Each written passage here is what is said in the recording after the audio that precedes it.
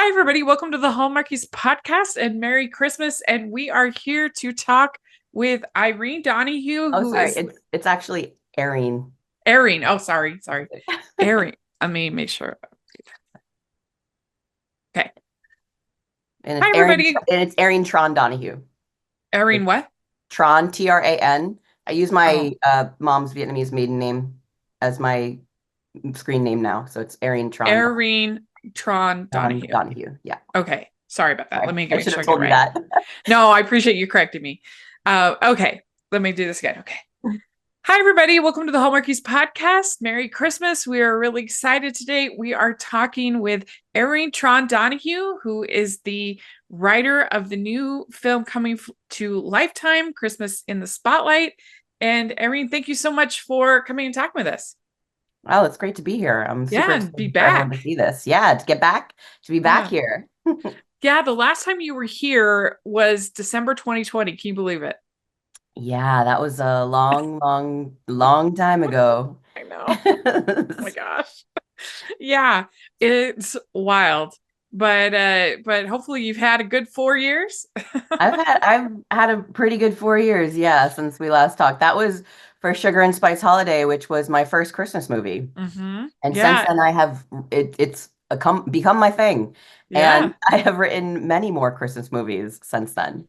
Yeah, I still love that one. I still think it I just think it has like such heart, especially that scene where she breaks down and she's just like I'm a failure, complete failure, and she's just like crying on her dad's shoulder. I'm like, it's I so love that one good. I too. love I have it. such a soft spot in my heart for that one. Everyone Yeah. it turned out so well. I was so happy with it. And it's also really funny. Like I love her comparing everybody to pastries and Yeah, I all of tried that. to because like I mean I started out as a comedy, more of like a R-rated comedy writer. Uh-huh. The first stuff that I was working on, and so I always try to put like a little extra humor in mine, because that's the problem with a lot of romantic comedies is that like they're not romantic and they're not funny. And so Yeah, that's sort of my thing. exactly. I'm like, no, like it has to actually be romantic, and I want it to actually make you laugh, not just like sort of make you smile. Yeah, especially these TV movies tend to be light on the com, heavy on the rom in the rom-com. Definitely. Yeah. So So I'm trying to balance that out. I appreciate that. I do. So so yeah, how does it must be exciting to be a part of something like that that so many people really enjoy and love. It's super exciting. Seriously, like my decision to sort of focus on Christmas movies is one of the best things I've ever done. Not just as like a career thing in terms of the fact that they make Christmas movies every year, so it's been great for my ability to get health insurance and pay my rent. But like I Sure. love Christmas movies, and the reaction from people when I tell them that I write Christmas movies or they watch my Christmas movies, like it really does bring comfort and joy to people, and they get really excited about it. And the fact that I can write stories for that audience makes me so happy.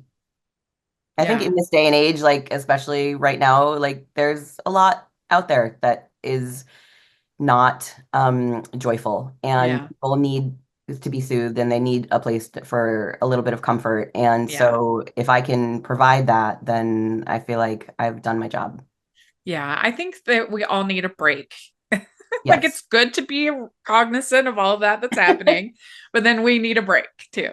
Yes. And I think that Christmas movies just, thematically have so much story landscape to work with in a way of trying to create worlds where people can experience love and magic and joy and, connection with family Yeah. and like faith in something bigger than yourself, not necessarily religious faith, but just like the idea of believing in, I don't know, like humanity, where like the whole community comes together to save the community Yeah. center, or like Yeah. or there's a toy driver, like all of those things where it's like, oh, people are good in goodness, I guess. Yeah. Like, that's what I love about Christmas movies, that it celebrates goodness.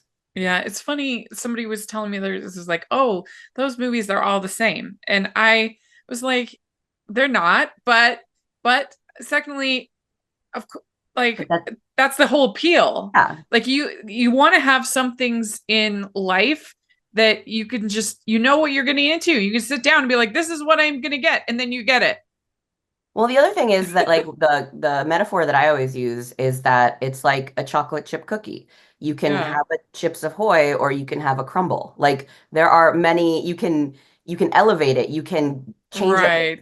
Right. Yes, there's a formula. And yes, there are a lot of different ingredients that get used, but you can modify that recipe to create whatever type of cookie you are trying to make. You can make you can add nuts, you can add sprinkles, you can add M&Ms. Like, oh, it's a chocolate chip cookie. You start with these, Yeah. and it's like people want That's a a good cookie. comparison. They want a cookie, and it's like all the different Christmas movies that are out there are different types of cookies. And so if you don't want this, if this isn't your appetite, that's Yeah. fine. But like, don't be like, oh well, it's a cookie, so I'm gonna blame it for being a cookie. Right. You know? No, it's good. It's You're like good if you with hate cookies, then okay, that's fine. I get it. But like, you're good with the dessert metaphors. yes, That's a specialty of yours. I do like the dessert metaphors. So when you did a Christmas Spark, did you know going into that it was going to be for Jane Seymour and Joe Lando, or was that No, something it after? was Okay. honestly, it was originally conceived as a possibility for Reba McEntire.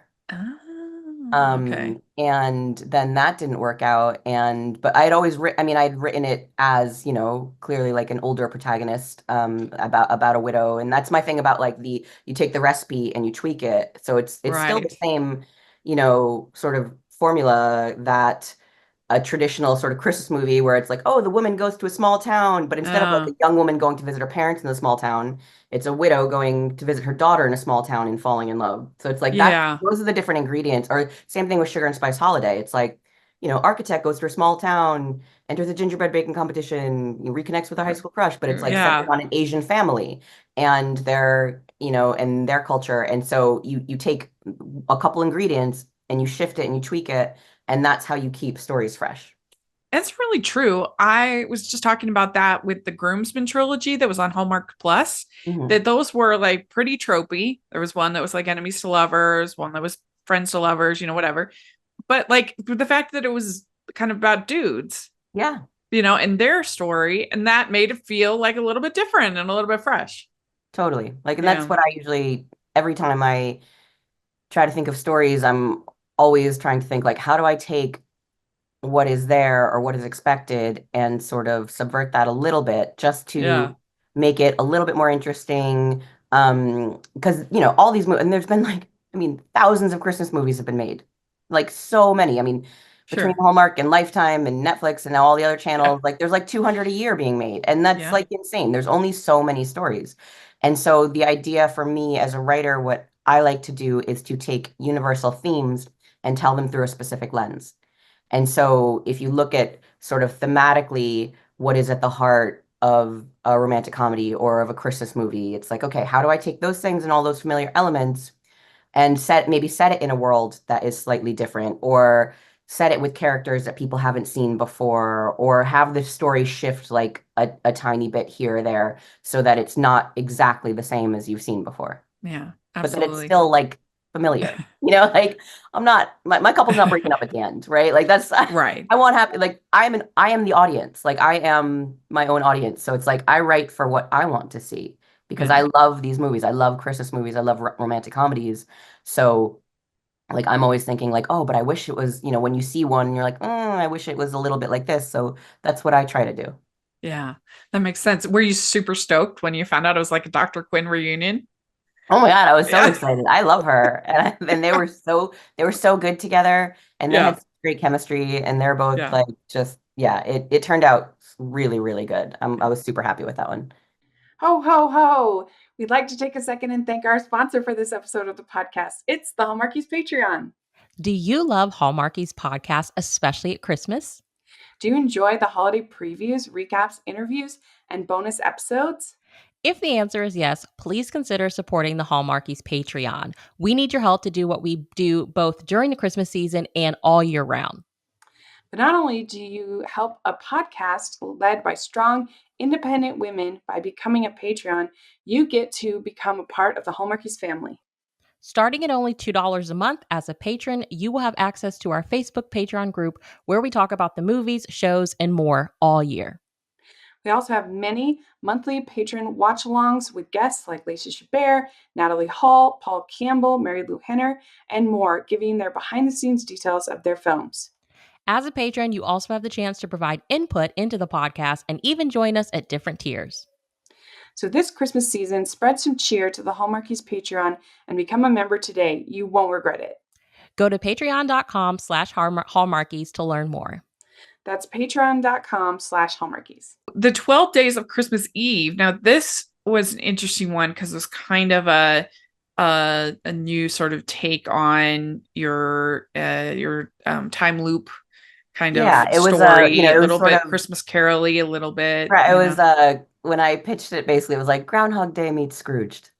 was, Yeah, yeah, was sort of the yeah. tagline to that one. And that one came about a little bit differently. I had a meeting with Kelsey Grammer's company, and they were interested in, writing a Christmas, doing a Christmas movie. And so I gave them a couple concepts, and this was an idea that I had sort of had in my head, the idea of like reliving, like a sort of Groundhog Christmas movie, right? Yeah. And then the concept, I often come up with titles before I write them, sort of like in conjunction with like I'll think of a title and then be like, oh, okay, what movie goes with this?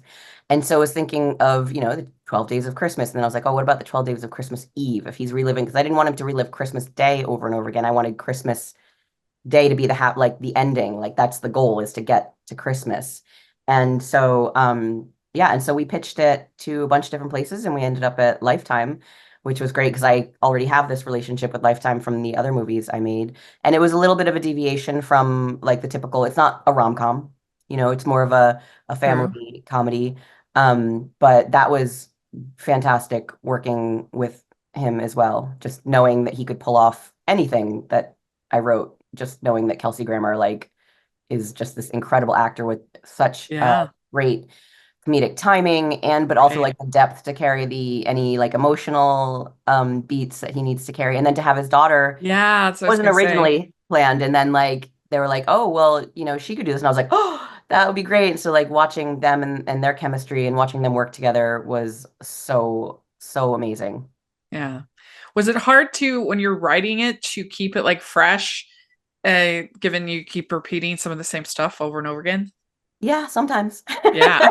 It's hard. I think that Like would I be said, hard to but write. like, every cookie recipe uses flour. So it's like, Yeah, you're like, that's okay, it true. might have this. And I think that as long as you balance it, as Uh-huh. long as you balance the familiar elements of a story, and it's not like Yeah. just a million cliches and tropes, Yeah. or what I like to do is to try to find that thing and that scene and be like, okay, where can it's still got the same sort of beat, the same got the story beat, but like maybe you put it in a different setting. So, for example, like in the Christmas in the Spotlight, there's a sexy puzzling scene. And so I was like, okay, like I'm gonna make puzzling sexy. So it's like, how do you, and then in Sugar and Spice Holiday, it's when they're baking bread, Oh, like that's when, so it's that story beat of like the moment when they sort of really feel physical attraction, but where, like, how do I put it in a new zone so yeah. that You like puzzles there I in the new one too. I know I love puzzles. So I'm always I pay attention to, I take notes, I pay attention. People tell me things, or I'll be like, ooh, like someone will tell me their like random hobby. Uh-huh. Ooh, I wonder if I'm gonna set a scene there, or like, you know, my friend works in like the quilting industry, and so I'm like, ooh, could I set a movie in the quilting? Like, I'm always like, like Yeah, what? yeah. Be careful if you tell me any stories, because I'm like, I'm using that. Like everyone in my life knows that like that it's all copy. Yeah, I'm like, you've oh, I'm got gonna use like that. Just so you know, like, don't tell yeah. me embarrassing stories that you don't want turned into a movie, because it will probably end up there. So with A Tourist Guide to Love, was that one always set in Vietnam? Yeah, from Okay. the very beginning, that was the concept. I'm Vietnamese, Okay. and it's sort of inspired by my actual real life. Met my husband a while back. My safe, stable college boyfriend broke up with me, And right before I went on this trip to Vietnam, and while I was there, I sort of realized that I wanted to, live a more adventurous life. And I happened to meet this dreamy Canadian backpacker, and he was supposed to be my holiday fling, and we've been together for Oh, years now, that's and fun. have a kid and everything. So, I mean, it's very Sure, loosely, sure. but just that concept, the idea of a woman in a safe, stable life, going to Vietnam and having it sort of shake up her life. And then the scenes at the farm and everything, the Banoi character is based on a little bit on my mom, but also of my aunt who still lives in Vietnam and of her on the family farm and all of my cousins over there, and really wanting to showcase and represent Vietnam in a way that hadn't been done before in American film, where it's only war stories, like American movies about Right. Vietnam. That's true. This is the first, as far as I know, it's the first American movie to be like about Vietnam that has nothing to do with the war. That's Um, crazy. yeah, I know. Yeah, that's wild. It is. My dad was in the Navy. My parents met over there. Like the war is actually a huge part of my Sure. experience there, but it like Vietnam to me was also a love story because I met my husband there, because my parents fell in love there, because all of my cousins still live there. It's not when you go there, it's not just about the war, but Americans only think about the war. And so I wanted to shift that narrative. And luckily, um, Rachel Lee Cook and Netflix were also interested in changing it up. And so I partnered with Rachel early on, before we took it to Netflix, and landed on this concept and worked together on creating, the story. And it turned out really well. And I'm so happy with it. Oh, yeah, I enjoyed it too. That's great. I love hearing that backstory. I'd like to take a second and thank our sponsor for this episode of the podcast. It's Elise Murray and her exciting book, Society Girl. Set in the mysterious world of Oxford University's secret societies, Society Girl follows Sam, a duke's estranged daughter, as she attempts to join the most famous club of them all, the Animos Society. Her final initiation challenge is simple: find a man, convince him she's in love with him, and then break his heart in humiliating fashion.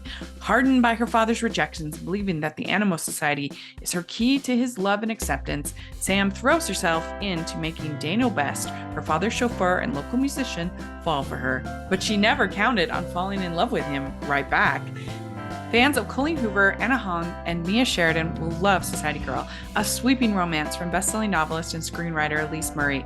Free for Kindle Unlimited users for a limited time.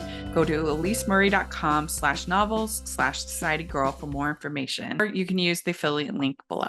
All right, well, let's talk about Christmas in the Spotlight. Yes. The new movie coming up. So this, I think everybody knows, this kind of like a Taylor Swift, Travis Yes. fanfic kind of idea. So how did this all kind of come about, and how did you become involved?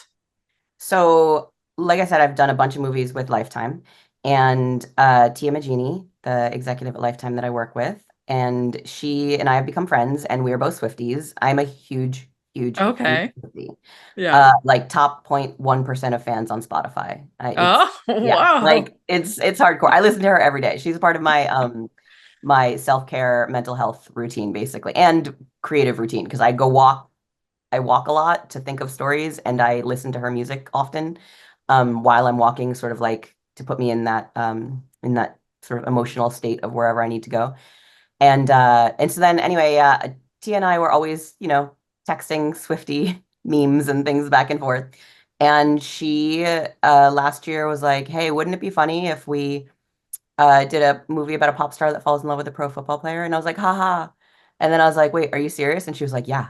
Do you want to do it?" And I was like, "Oh my God, seriously? Like, this is my dream. Like, Christmas and Taylor Swift. Like, these are two of the great loves of my life." And to be able to put that together, it was just so much fun. And also for me, it really, what I wanted to do is to just celebrate her and to celebrate their love story, because as a fan watching her for all these years, sort of in all the different relationships she's been in and out of, it always had this feeling like the men she was with um, felt like they needed to keep her small, like they were threatened by her, and they were sort of would like be like, "Oh yeah, I guess I'm like dating Taylor Swift," Whereas like Travis Kelce is like, "Oh my God, dude, look at this amazing woman that I'm like, she is so incredible."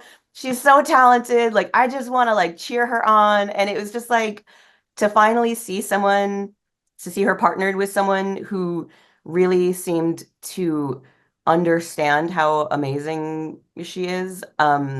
It felt really beautiful, and it felt like a movie. I mean, right? Like you looked at it and it's like, ooh, the pop star and the football player, and it's like it seemed like a movie just as it was.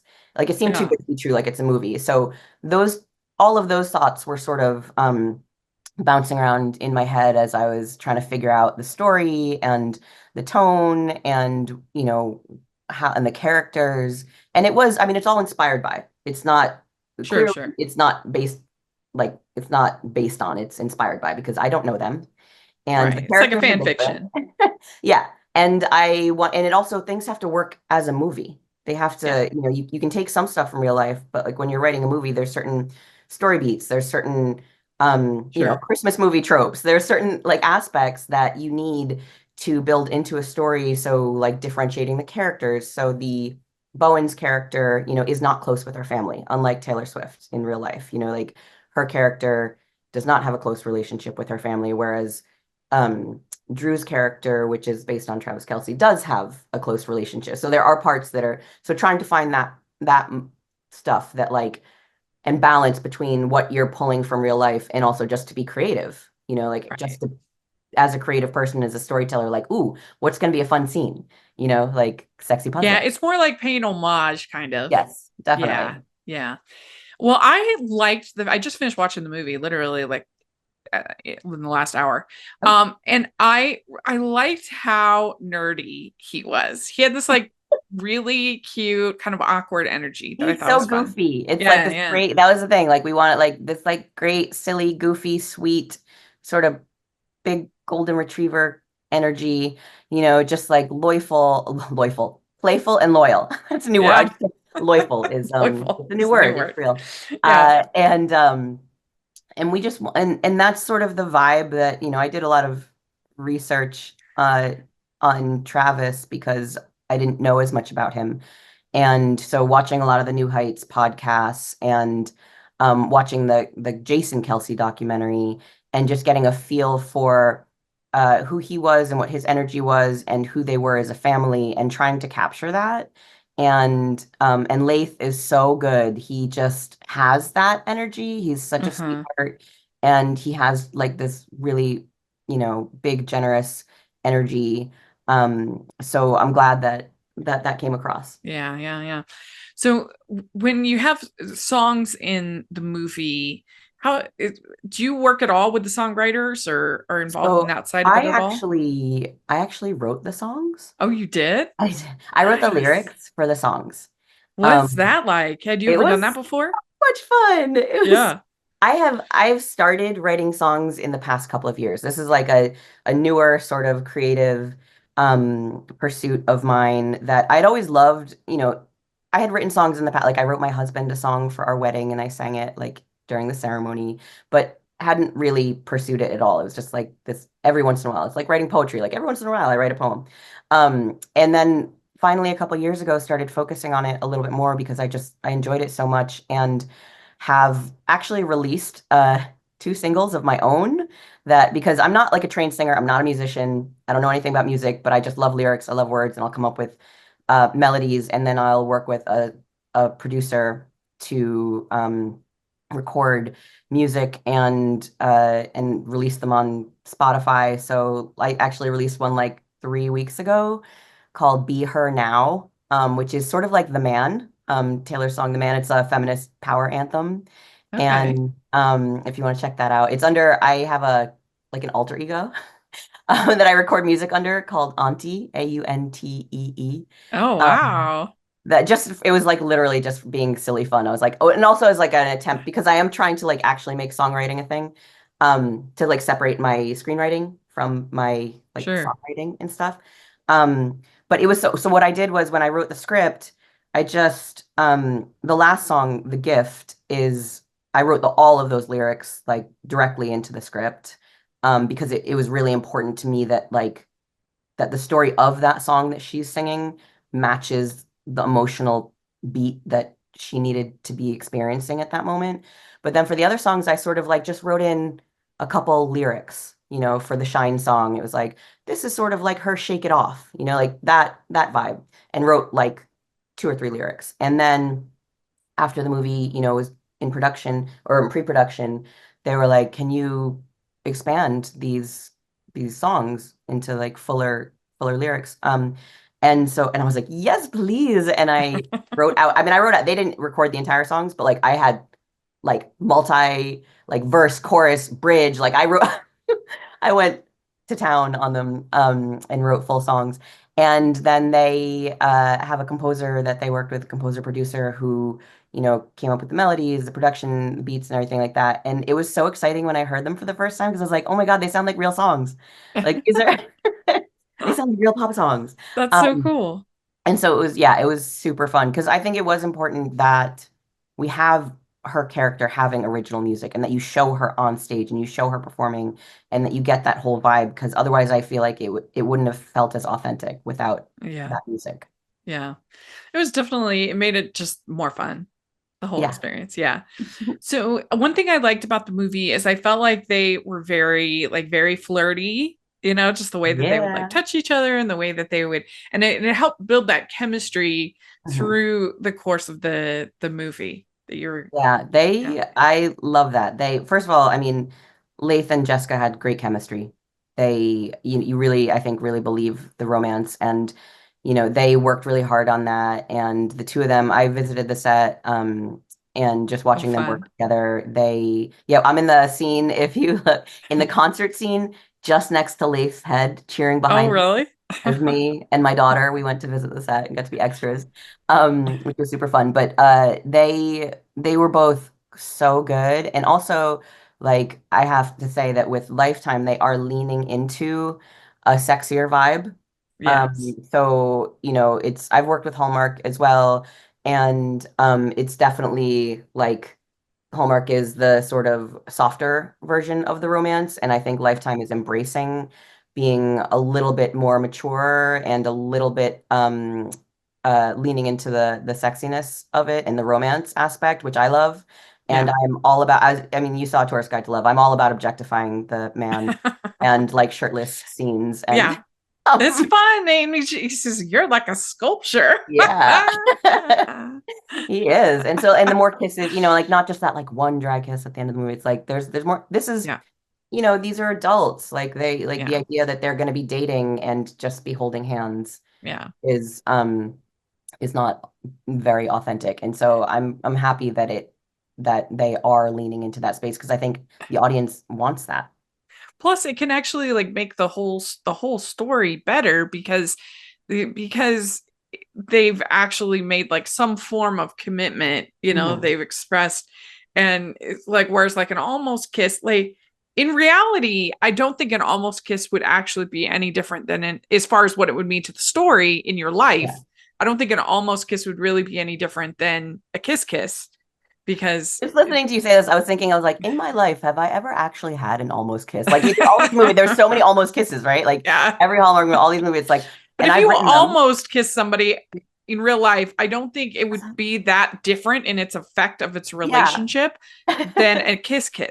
Yeah. It would be the same and or very close. And especially when something like a cell phone, I mean, Yeah. it's ridiculous. Yeah. There's not a Okay. human being in the world that's going to be like, I'm not going to kiss this handsome man. I'm going to answer the cell phone. Yes. I'm gonna let you walk in on this kiss, and I'm not gonna. Yeah. Like, oh no, I can't. Someone walked in on. Yeah. I can't kiss you, gorgeous man. Yeah. Uh, yeah, so you got to go on set. That must have been fun. Yeah, that was really fun. It's always like I always say, like 95% of my life as a screenwriter is the least glamorous thing you could ever imagine. It's me in my pajamas in my laundry slash storage slash office room, Hmm. staring at the ceiling for hours on end, or walking around mumbling to myself, or like procrastinating by cleaning out my medicine cabinet. But 5% of the time, it's really, really cool. And part of that 5% is going on set and watching things that you created in your head and things that you thought about and just sort of imagined come to life and seeing all of these people working together to sort of like take your original vision and translate it, and to see that is very magical, and to be able to share that with my daughter as well, for her to like see what mommy does, and what Yeah. happens, and then she gets to be on set and be an extra. And then when it airs, like last night actually Lifetime had like their Christmas premiere movie party. So I got to see, I was with Jessica, I was with, Jeannie Mai and Haley Bailey, and like all, and a bunch of other people, and hearing people talk about how excited they were for the movie. And I walked the red carpet, I got all Oh, fancy. I was nice. like out of my pajamas. And and so like every once in a while it's really exciting and cool. And the best part actually, honestly, is like when people tell me that they enjoyed my movies, or that they, loved it, or especially with the movie like Tourist Guide to Love, a lot of the feedback that I've gotten that is the most gratifying is from the Vietnamese community. Yeah. And so many Vietnamese people from around the world have sent me messages being like, thank you so much for showing my country in a celebratory way, in a joyful way, and showing my culture and our people in a way that we weren't, prostitutes or villains or victims or soldiers or beggars, like that we were actually people, and that we just like we can love and we can live. And like that, I mean, to be Yeah. able to do that to people, and or people saying like my parents, haven't been back to Vietnam since the war, and now they want to go back.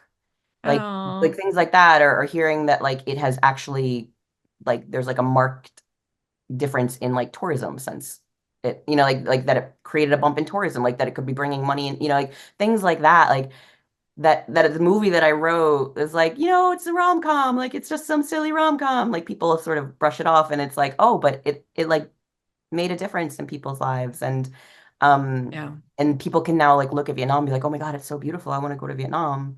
And I love that. And the same thing with, any other, all these movies, like my father had Parkinson's and dementia, and my mom would take care of him he passed away last year, but like for the past, many, many years, she was taking care of him. And at the end of the night, when he would go to bed, she would watch Hallmark movies. Like, and that, because that was what she needed. That was a soothing, comforting space for her. She could fall asleep because they're predictable, Right. because they're gentle. She could fall asleep halfway through, wake up 20 minutes later and keep watching it. Or a different movie could be on, and she could, Yeah. or she could just stay asleep, like, or she could Yeah. start it halfway through. And We've and all done that. yeah, Fall asleep right? watching one movie and then And you just wake finish up watching on the the next next movie. one. And like when I remember seeing that, because there was always this like condescension about the idea of writing these types of movies, and then just realizing like how valuable it is to be able Yeah. to create stories for people like my mom, for people out there who have had a hard day and who just want a little bit of comfort at the end of the Yeah. day, and some love. Yeah. And, and it's such a, love is the most powerful force in the world. And so to celebrate that and to acknowledge how important it is in our life through different stories, um, that's why I love writing these movies. Well, and romantic comedies are inherently hopeful Yes. because they have a happy ending by Yeah, necessity at the end. And that I think we all could use a little hope definitely. And these love, days. like that Yeah. belief that we deserve love. That's one of the themes that I go back to a lot, is like self-love. That Yeah. in order to love someone else, you have to love yourself. Or in order to receive love, like that love is not just, it's valuable as something you can give and also something you can receive. Because some people are really good at Yeah. giving it, but not good at receiving it. Some people are good at receiving it and not giving it. And so trying to find that balance within a romantic comedy, and giving the audience permission to sort of feel all of those feelings and to value love. And that was a problem, I think, with, one of the criticisms of rom-coms over the years is that like, oh, a woman needs to find a man to be happy. And it's like, my thing is, no, you don't need a man to be happy, but you need love to be happy. Like, you don't Yeah. necessarily need to get married, but like the idea of finding a partner, the idea of finding someone who you're sharing your life with, that loves you and that appreciates you and that sees you, like everyone needs that.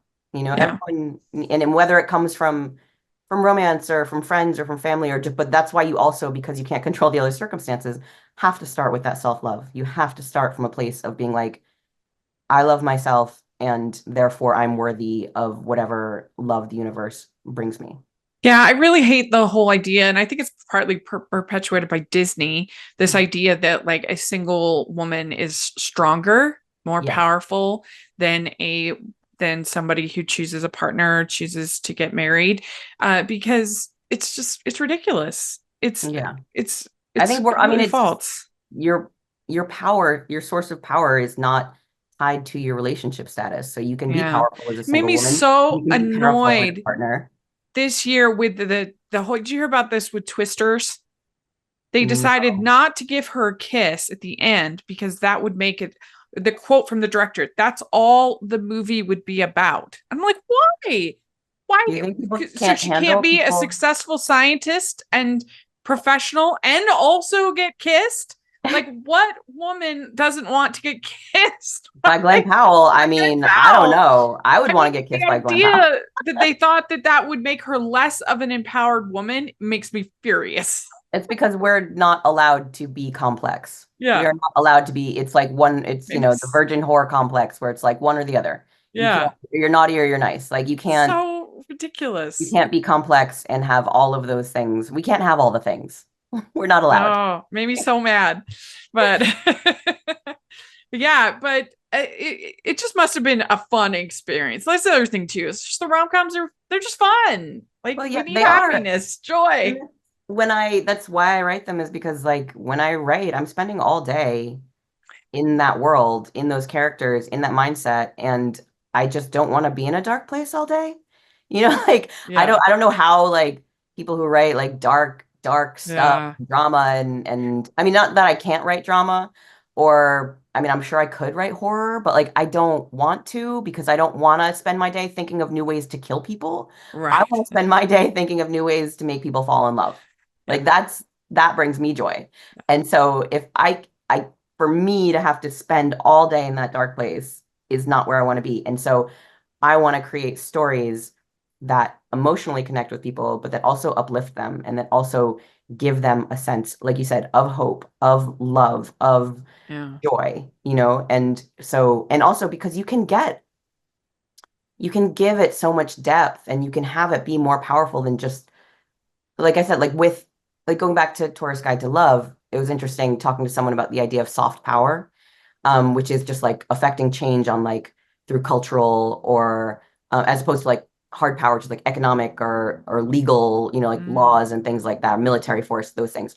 And the fact that people went to a rom-com, like they wanted to watch a Rachel Lee Cook rom-com, right? Like they're not going to be educated about anything. They're not going to be have their eyes opened about, a war-torn country, but like they watch this movie because they're like, oh, I want to watch a movie with Rachel Lee Cook and oh, it's in Vietnam. And then they watch it and they're like, oh my God, Vietnam's beautiful. And it shifts the narrative Yeah. and it might shift their sort of perspective of what Vietnam is as opposed to just a war. And that makes a difference in the world. But no Yeah. one, but if they'd had to watch a dark movie to get there, then they wouldn't have. And so it's the True. same thing like in terms of diversity or in terms of representation, like romantic comedies are such a great place to sort of broaden people's perspectives on different identities and different communities. Because if you set like a joyful movie in that world, people will watch it and then everything else, it's like everything else sort of like seeps in along with it. Yeah, yeah, yeah. I agree. I agree.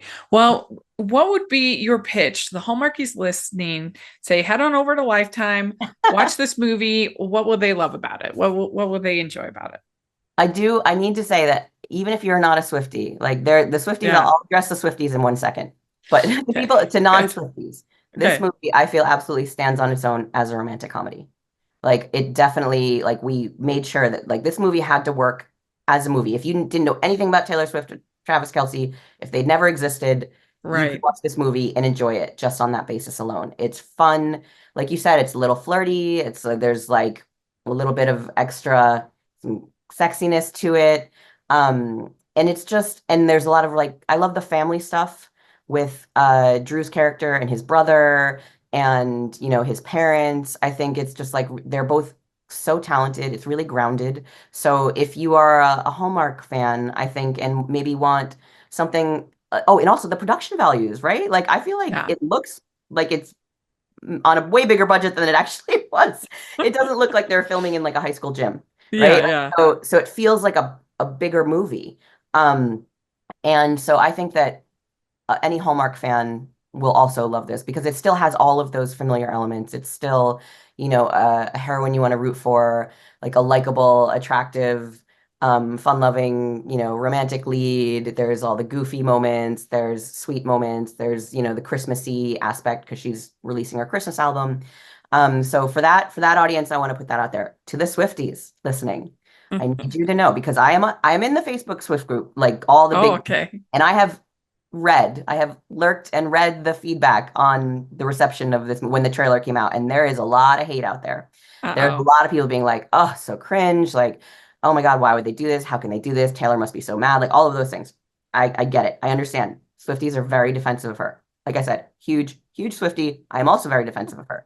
So they need to know this movie was made with love, and it is an absolute celebration of her and Travis. Like I very specifically put in like defenses of the criticisms that people put, like like one character makes this comment of like, oh, isn't she just that singer that writes songs about like breaking up with boys or something, and they're like, oh my God, like that's not who she is, and like they defend her because like for me, I people are always making when they know that I'm like huge Taylor Swift fan, they like make those criticisms and I get very defensive. um because she's super talented and inspirational, and what I love about her work is that she basically, it's in the same way that I'm talking about like romantic comedies being powerful, like the idea that being vulnerable is brave, the idea that your emotions are valid, that things that are considered feminine are powerful, and that they are worthy of being expressed, that like talking about having your heart broken is not just like this weak sort of, oh, like dumb thing that women go like we're so overly emotional. It's like being emotional is a superpower. Like Right. I would Yeah. like, and so the fact that her work celebrates that is something that that has always inspired me as a writer, as a creative person. And also there's like, so yeah, so for the Swifties out there, just know, and also the producers it was female producers, female director, everyone's female executives, everyone is, everyone worked on this like fans of Taylor Swift. Like it was always made trying to put it out there in like the most positive sort of light for her. And there are a ton of Easter eggs. So for the Swifties out there, like if you turn it into a drinking game, you will be tipsy by them. And they cut. If they had kept in all the ones and put in all the ones that I wanted, like you'd be going to the hospital. You'd be comatose by the end of it because I wanted there Yeah. to be like millions of them. But there are still plenty to keep a true Swiftie on their toes as they're watching. Nice. I love it. Very good. We'd like to take a second and thank our sponsor for this episode of the podcast. It's the Hallmarkies merch store. Are you looking for that perfect gift for the postable, hardy, or Hallmarky in your life? What about getting that t-shirt or hoodie that will help you stand out at your next holiday party? Now is the time to check out the Hallmarkies merch store. Full of festive designs by artists like Jessica Miller, Carrie from Hallmark Comics, and more. You can even have more than just shirts, but totes, cell phone cases, notebooks, mugs, and more. And it isn't just Hallmark. We have designs for Anna Green Gables, Man from Snowy River, The Nanny, and more. Every purchase at the merch store goes to help support the podcast and allows us to make the great content you know and love.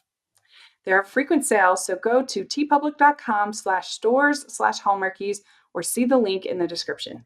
That's tpublic.com/stores/hallmarkies. Well, before we go, we have a get to know you questions that we like to ask. And last time we did the holiday edition. So this time I'm just doing the standard normal questions. So All right. first one is, what is the best ice cream flavor? Oh, that's hard.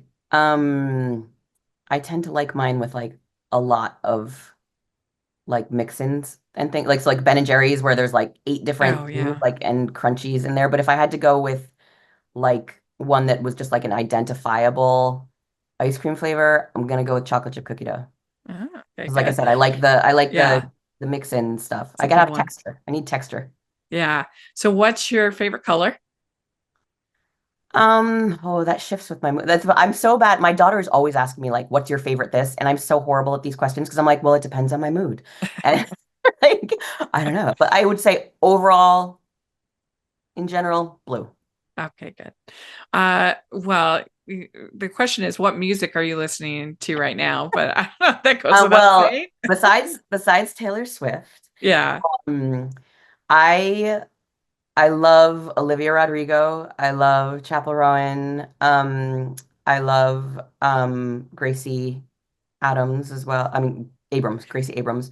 But I also listen to a lot of sort of folk indie music. Oh, Noah Cyrus. Noah Cyrus was Okay. like my number two after Taylor actually. Oh, do you And have a then favorite Taylor era? yes, my favorite Taylor. Oh no, that again, I can't. That has to be whatever my mood is. Like if I'm angry, I'm like Reputation. If I'm like, feeling a little bit pop, like, fun and flirty, it's like 1989. If I'm like in my melancholy stage, it's Folklore Evermore. I mean, oh, and right now, I mean, well, right now I'm in my Tortured Poets department, Oh, okay. uh, in my sad melancholy um, over Uh, certain things happening uh-oh. national uh, Right. Uh, level. what's your go-to date night food?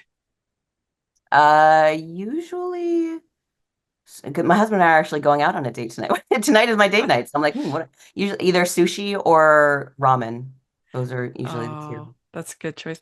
Okay, Yeah. what is your go-to date night activity if you're going out doing something? Oh, What are you it's doing for your this date? is like this is our first date night in like years. We're going to a concert Okay. actually, so I guess that's when because it's a lot to get going in LA with childcare with the kid, like Yeah. so we go for day dates sometimes. We'll go like get a massage or go for a pho in Little Saigon. But if we're going out at night, then in the past couple of years, that's basically only been to concerts. And tonight we are going to a concert at the Troubadour for this artist named Chance Emerson, who is like my favorite. I'm obsessed with him now. It's like a folk pop music. And he's also half Asian, and he went to the same college I went to, and he's super talented. I'm so excited because it's like a small club, and I Nice. like, and we keep ta every time I go out like this, we're always like, oh, we should go see more live. We live in LA, right? Like, we should go see more live music, and then we don't. And but we are going date night tonight. Nice. Well, that'll Very be excited. fun. Yes. Yeah, concerts would be high up for me as well. Yeah. Because like I love to go see movies, but like I don't go enough, but I'll go by myself. Yeah. Often I'll just go like catch a matinee. My Yeah. husband is not as into movies and not necessarily into the movies that I want to watch. And so Right. like and we like to cook and we're sort of homebodies sometimes. So it's like if we have a free night, we're like we just get in our jammies and order sushi and watch like Great British Bake Off and Yeah. like That sounds like a good that's winning date my to me. that's my Uh, day. which do you like better, dogs or cats? Dogs. Although I do love cats also. Which do you like better, beaches or mountains? Beaches. I grew up on the ocean. My husband is from the mountains and I do love the mountains, but the ocean is Yeah. like my soul. Yeah. What's your favorite holiday to celebrate? Christmas. Yeah. Actually, or my favorite holiday is my birthday. Yeah, good answer. I love Yeah. birthdays. I'm a Yeah. big birthday person. Like I sell Uh, like when it's other people's birthdays too, I go all out. Birthdays are important. yeah. A last question. What is your favorite Hallmark or romantic movie? Oh, that is so hard.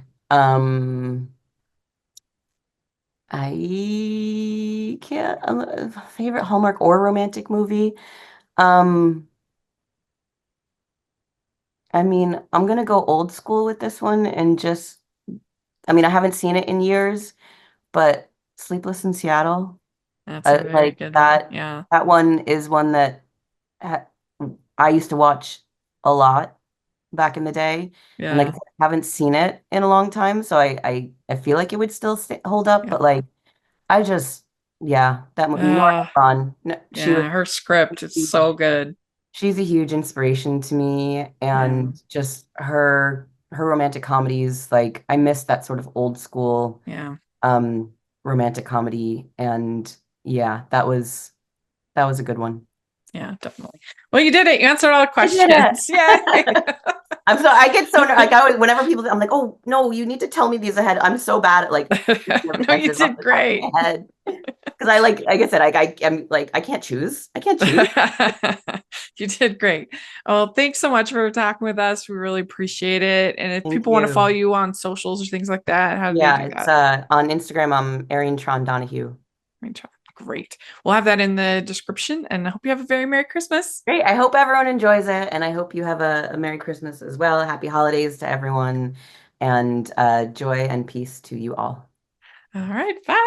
I would like to thank Eirene for coming on the podcast. This was so much fun to get to talk with her. I think we had a really, really good discussion about these movies and what makes them work and all the different facets, and of course about the new movie coming out.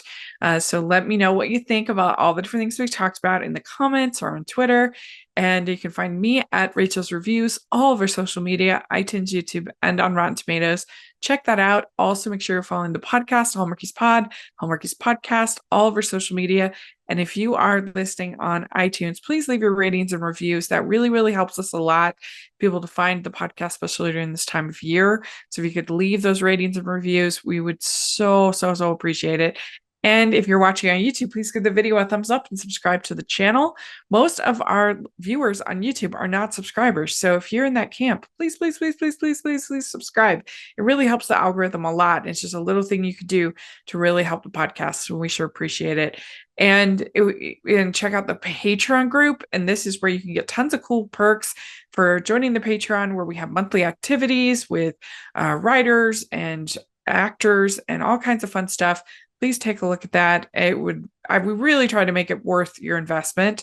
And then the merch store, where we have all kinds of fun new designs for holiday classic movies. We've got Home Alone, we've got Die Hard, we've got a Christmas Story, we've got all of that, and you can look cool and support the pod this holiday season. So take a look. And thanks so much again to Eirene, and we'll talk to you later. Bye. Merry Christmas.